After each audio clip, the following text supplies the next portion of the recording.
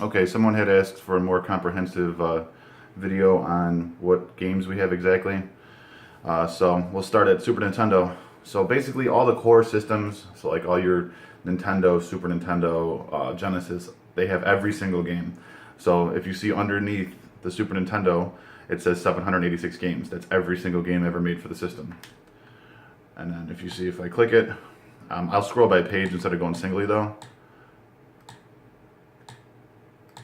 And then some of them have cover art. So if we go to see like Atari, Atari has every single Atari game, 648 of them. If I click it, this one doesn't have cover art. We'll go over to Atari 7800, every single game for that system, 59. Cover art for that. I believe cover art is on like the Nintendo. We'll check that though. Linux, 76 games. Dreamcast has no games, and it's just like that. I put it there, but just never filled it up. But there's no games for Dreamcast. This is an emulator for. So there's two different ones. There's the P and there's another one. This is 4,148 games. This is arcade games. If you click it, and then someone was mentioning it has duplicates. Well, that's different. Different regions, different.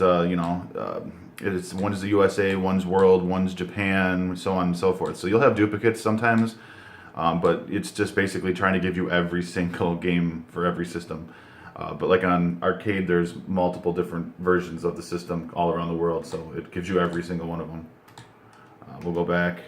Let me scroll over one more time. Family Computer Disk System, 90 games. Game Gear, 249 games. Game Boy, you have 565. Game Boy Advanced has over 1,000, I believe. Yep, 1,098.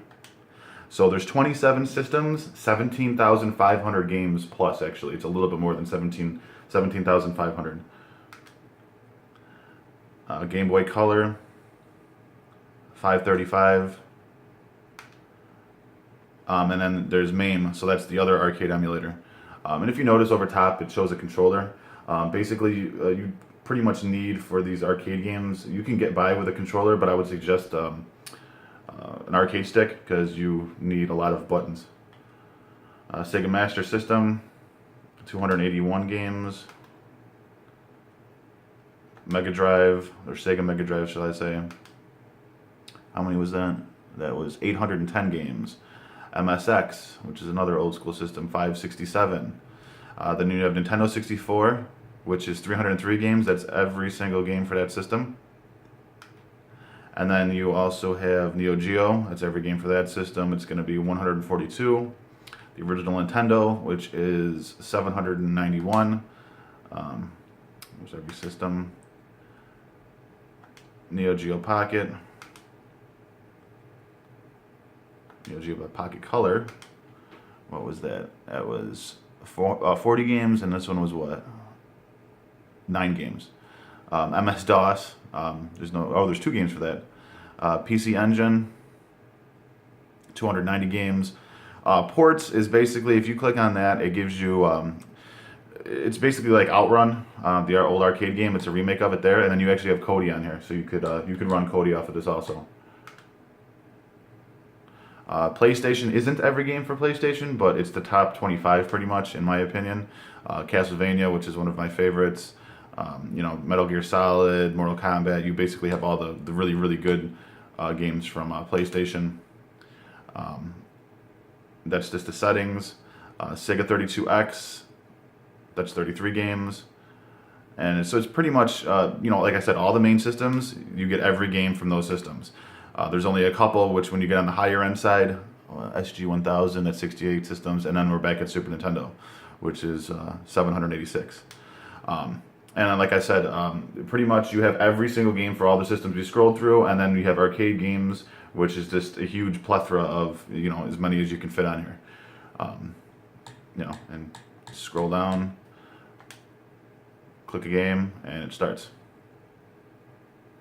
Basically what that says, if it's really not auto-focusing on there, you can hit start and you can switch the emulator. If for some reason the game isn't running correctly or something, you can actually hit any button at that menu and it'll pull open and you'll be able to switch emulators. If you hit the select and start button at the same time, it'll bring you back to the main screen. And B goes back. Right now I'm running this with a Super Nintendo controller, and this is the controller that actually comes with it. The reason I use that is because it basically has enough buttons on it to control everything, and it's got that retro feel to it too. You can use any controller with that's USB, so PlayStation 4, PlayStation 3, anything with a USB port, USB connection can plug in here.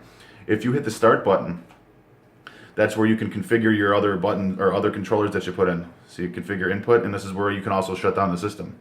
So if I hit A there, if I want to restart or if I want to shut down the system, I click it. Yes, do I want to shut down? Yes, I shut down, and it shuts down. And that's pretty much about it. Any more questions, please let me know.